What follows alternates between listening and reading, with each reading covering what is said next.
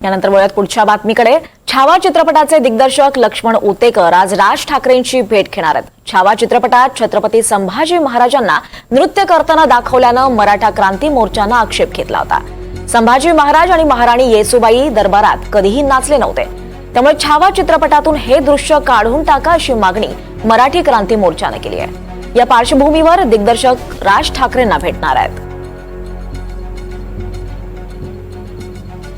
तर छावा या चित्रपटामुळे चित्रपट प्रदर्शित होण्याआधीच वादाच्या भोवऱ्यात सापडला आणि आता या पार्श्वभूमीवर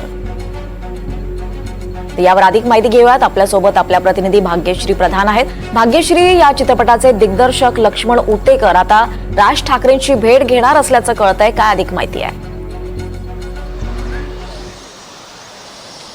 नक्कीच दीपाली, लक्ष्मण उतेकर थोड्याच वेळात राज ठाकरेंची भेट घेणार आहेत। छावा या चित्रपटात संभाजी महाराजांना नृत्य करताना म्हणजेच लेझिम खेळताना दाखवलेलं आहे आणि अशा पद्धतीचं लेझिम कधीही संभाजी महाराज खेळत नव्हते, अशा पद्धतीचा राजशिष्टाचार नव्हता, अशी भूमिका जी आहे ती मराठी क्रांती मोर्चाकडनं घेण्यात आलेली आहे।